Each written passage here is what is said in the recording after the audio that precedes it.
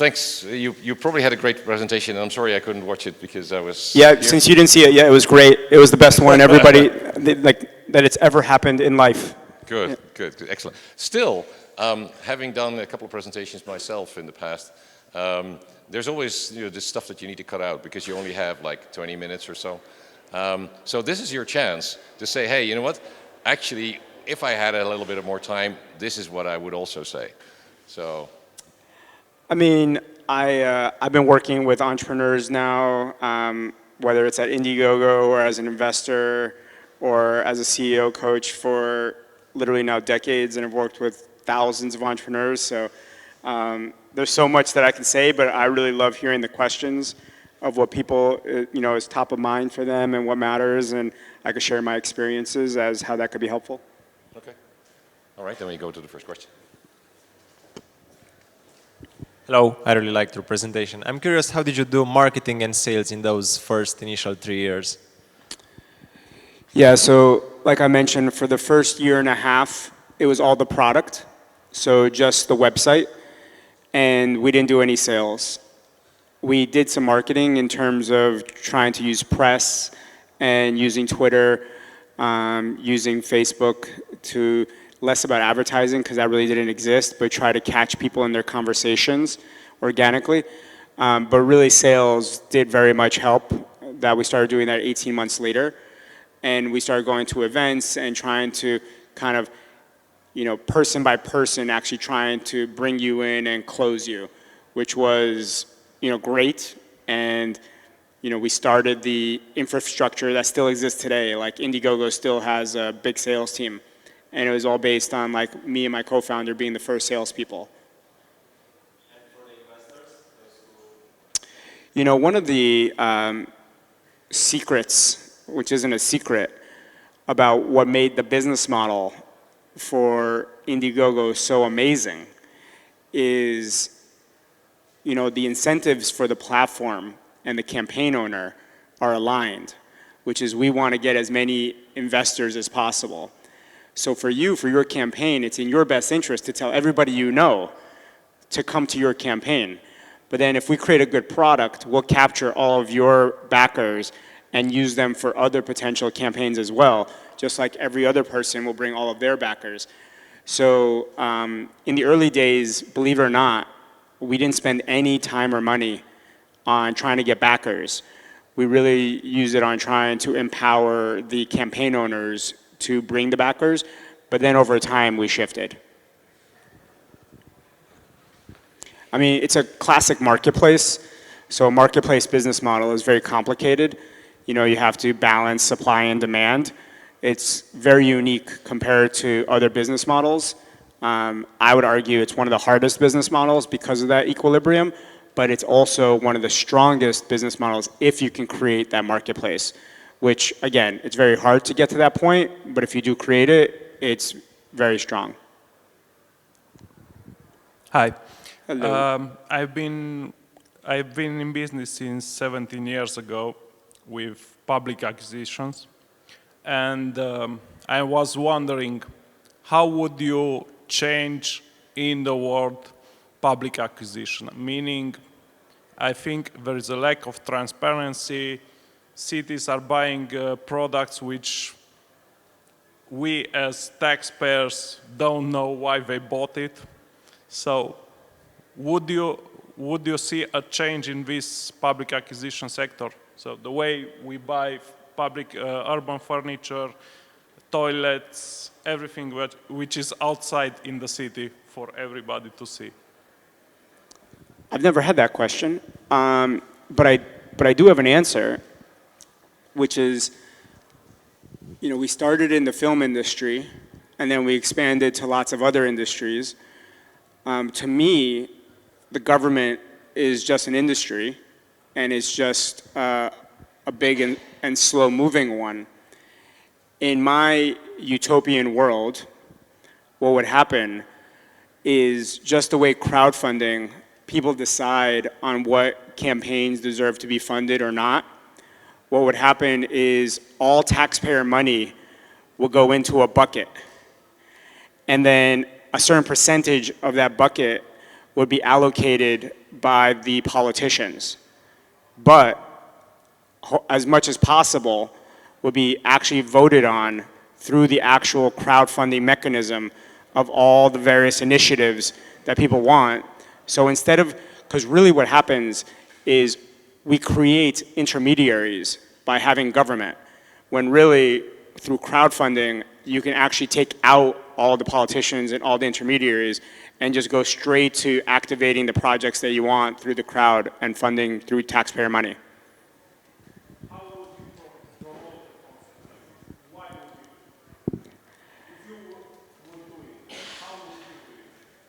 I mean, you need to have a very progressive, region or government that would want to explore that.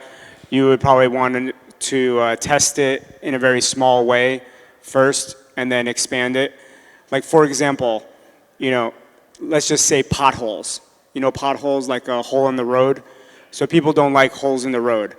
But not everybody cares about every hole in the road. They might just care about the holes in the road that they care about because it's in front of their house.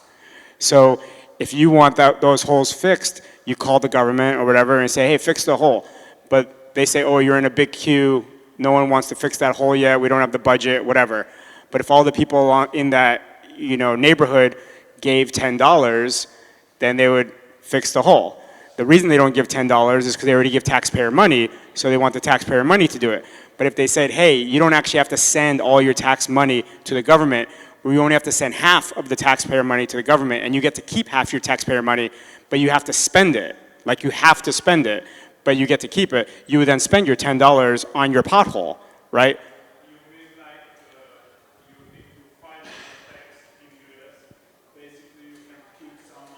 Yeah.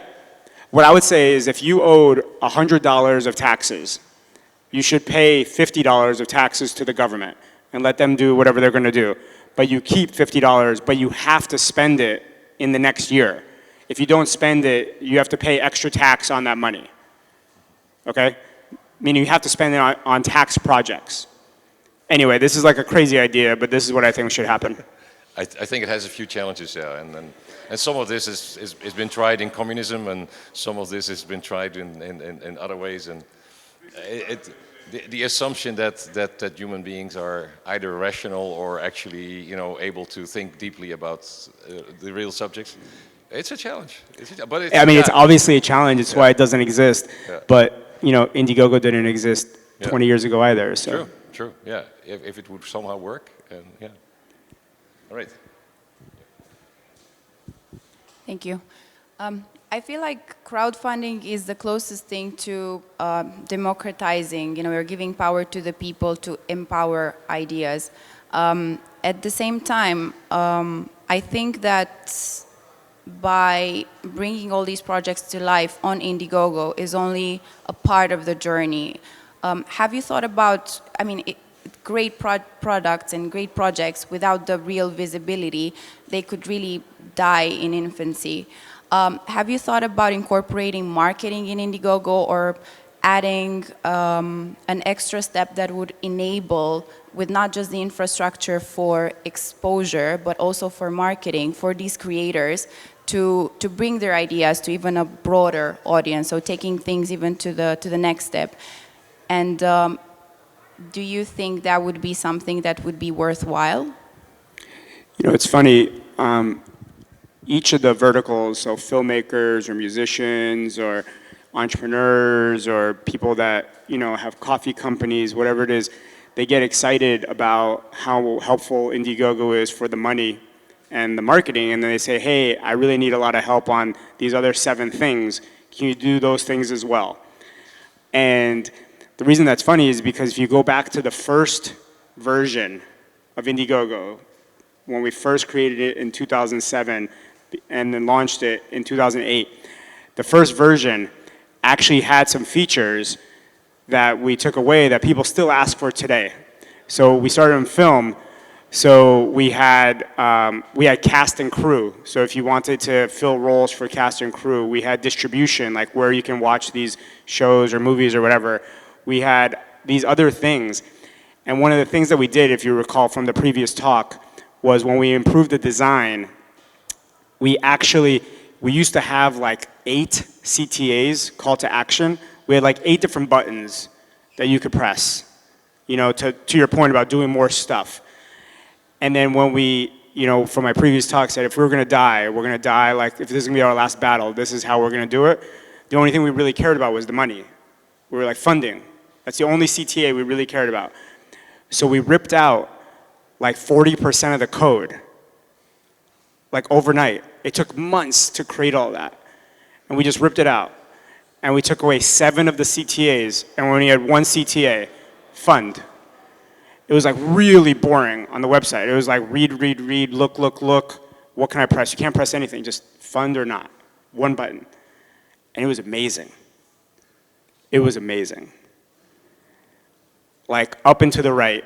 And the answer now I know, because now I'm a better product person, and back then I didn't know anything about product, is, you know, people have no attention span. People don't want to think, right? And I say this in a nice way. Most people don't have a lot of brain capacity for learning your stupid site, right? So the simplification of narrowing the options is what was so important. So the question you're asking today is literally what we already solved for on day 1. And so the key that we learn as we continue to scale and grow is like, yes, there's more that potentially we can help with, like all these different industries and all these different companies and ideas, but it's not really like our job, because we need to be like really good at this thing to be able to help them get to this place.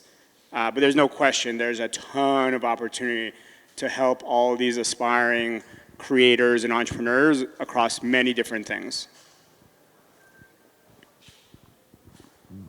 Thanks.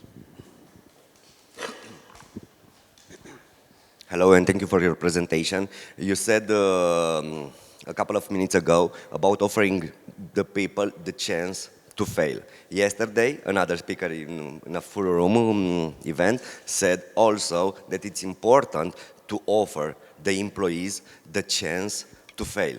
Could you explain us and help us to understand from a psychological perspective how offering someone the chance, you know, eventually many more times to fail, how this drives to success?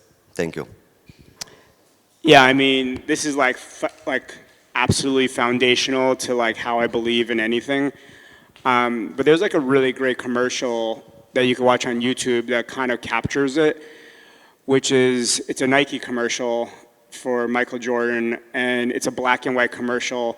He's like, I don't know if you've seen this, but it's probably like 15 years old or something, and he's walking through the tunnel. I mean, you know who Michael Jordan is, right? So he's walking through the tunnel, it's black and white, on his way to the arena, and you just hear his voice, and he's like, you know, in my career, I have missed 26,000 shots. In my career, you know, I have missed 11,000 free throws. You know, in my career, I have been given the opportunity to win the game at the last second 27 times, and I missed. You know, and it's for these opportunities that I failed, which is why I succeed. And then like the lights turn on, like, and it's like, and this is why I succeed, you know, Nike, whatever. To me, as a manager or in life, if I give you like paint by numbers, you know, like a coloring book thing where it tells you like number 1 is red, paint number 1 red, and paint number 2 blue, and you like paint it all and it's finished, like you really didn't have a lot of opportunity for failure, right? It tells you exactly the lines, it tells you the numbers, and it shows you exactly what to do. And then when you finish, you're like, I'm done. Okay, you did the work, you finished. Did you succeed? Not really. Did you fail? Not really. Did you have a chance to fail? Not really. Barely, right? So did you feel like very good about yourself? And did you learn much? Not really. Now, if somebody says like, here's a blank sheet of paper, draw me, you know, a flamingo, like that's gonna be hard. And you're probably gonna fail quite a bit. And if you wanna get better at it, you'll keep on doing it, and you'll learn along the way. You know, when we succeed, especially if it's easy, we don't learn very much, because we don't actually even know sometimes why we succeeded. It could be luck, right? But when we fail, if you actually take a moment to listen and learn. Failure without learning is a disgrace. But failure with learning, like that's the most valuable thing. So, entrepreneurs don't really get rule books. They don't really get maps, just like paint by color. And if your employee, if your manager gives them a map of exactly how to do it, their employee is not going to grow very much. So one of the most powerful feelings, and I even learned this myself as being CEO and then hiring young people and then hiring super senior people, is, when I was younger, I was a control freak. I thought I was the best. I thought I was super smart. I was like, I know how to do this better than these people, like do it like this, da, da, da, da, da. And often I was actually right. I was better than them 90% of the time. But they weren't learning, so every time I had to still tell them how to do it. And then eventually, people mentored me and taught me that, like, it's okay, maybe they will fail a little bit without your help, but along the way, they'll learn. And then an amazing thing will happen, which is that 10% of the time that you haven't seen yet, 10% of the time, they're actually gonna end up doing it better than you, and you didn't even see it. And that only comes through the opportunity to fail. So, to me, failure, I love that word, personally. People are afraid of it. I don't know what it's like in Romania in terms of educational system, but in America, people are afraid of failure. It's like a really looked down upon word and a really looked down upon concept. In America, we go through our educational system, and when you're a child, like 1-year-old, 2-year-old, 5-year-old, even 7-year-old, 7 is when it starts changing, in my opinion. But like kids that age, they don't really understand what failure means. They just like do stuff because they're creative. Sometimes they succeed, sometimes they fail, but failure is not like a negative concept to them, so then they just learn and do better, which is amazing. And then they go to soccer practice and they get trophies for being like great soccer players, and then they go to class and then they get like an A+ for being like really good at math. So then they start getting told like, well, you're really good at math. You're really good because you got an A. But if you got a C, which is like a worst grade, I imagine you know all this, right? If you got a C, that wouldn't be as good. So then you go to high school and to college, and what we start doing is we want to feed our positive energy. But the way to feed the positive energy is not being exposed to failure. It's running away from failure by making sure you get more of those A's and making sure you get more of those positive feedbacks. But that doesn't actually mean you're growing. It just means that you haven't gotten an F. And then all of a sudden you get older, and now you've graduated college or whatever, and now somebody wants something special from you in life. Like, why aren't you creative? Like, be an entrepreneur, like do something, start something awesome, do something amazing. Like, what are you talking about? Like, for the last decade, since I've been 7, the society has just beat all of the willingness to fail out of me. And now I'm like afraid of like having these negative feelings or having this negative result. So this is like a huge concept for me. I've thought about this for a long time. I think about the exact opposite. If you get into a stressful situation where you think you're going to fail, potentially you lose your job, potentially you're going to like make like a really bad decision, potentially like I'm not going to like, I think you're probably in a great situation. Like that's awesome. And people don't put themselves enough in that because they just want to make sure that they wake up and like, life is cush, because that's like what supposedly is a good feeling, but it's not enduring. Like that, you don't grow. And you don't have a better impact on society by like knowing that, yeah, my salary tomorrow is gonna be the same thing, and it's like gonna be the same thing for the next 10 years, and at least I'm comfortable. Anyway. You're saying basically that it delays you making decisions always because you are afraid of failures. No, you lack growth. Fear of failure creates lack of growth because most growth happens through failure. Whether somebody wants to acknowledge it on purpose or not, it's when you get fired because you were bad at X that you learn your Y skill. It's when you can't afford living in that house anymore that you figure out I need to have a second job, and that turns you into whatever. When you're like, too fat and your cholesterol's too high and you're like, oh, I need to start running or whatever, like that's the failure. You understand what I'm saying? That's the learning. And anyway, I feel very strongly about this. It's like a pet passion of mine.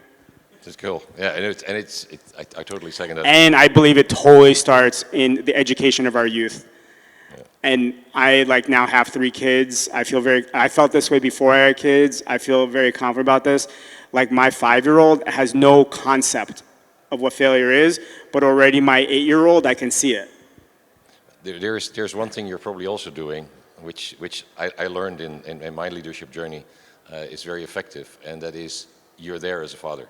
So you teach them how to sort of ride a bike, but you're right there. So if anything really goes wrong, you're there. And so as a leader, having somebody's back is extremely important for the willingness of the employee to fail. So like, it's okay if you fail because I'll have your back. And that double-edged is really working it. I agree with that, but using that bike example, you know, even with my wife, as like to make it very real, you know, we make our children wear helmets, okay? So we don't want to have them fall and, you know, become, you know, brain dead. So, but my wife wanted them to have like wrist guards and knee guards and like all this stuff. And I'm like, I don't think that's necessary. And she says, well, he might fall and, you know, hurt himself. I'm like, yes, he should have a helmet. Like, I don't want him to like, you know, be brain dead. But if he like cuts his knee because he scratches it, I'm like, A, I think that's okay. B, if he actually scratches it, I think he's going to learn to maybe not scratch it anymore and won't want to do that, right? As opposed to like have this like cushion there that's like, oh, it's no big deal to like fall. It's like totally fine. So that's like that failure and learning loop. So it's just like a very tangible example of that. I think we reached the end by far. So there's a new batch waiting. You know, I have so many questions that I would like to ask you as well. And you know, for instance, the model that you gave on the city sort of funding, I think it would work in the corporate world because it's slightly more rationally organized. Sure. But I don't know. Anyway, so thank you very much for the great questions. Thank you for the amazing answers and the inspiration that you gave us. Are you available more? Yeah, I'll just be walking I around. saw there's more people with questions, so maybe they can sort of stalk you. Sure. All right. Good. Thank you very much. Thank you.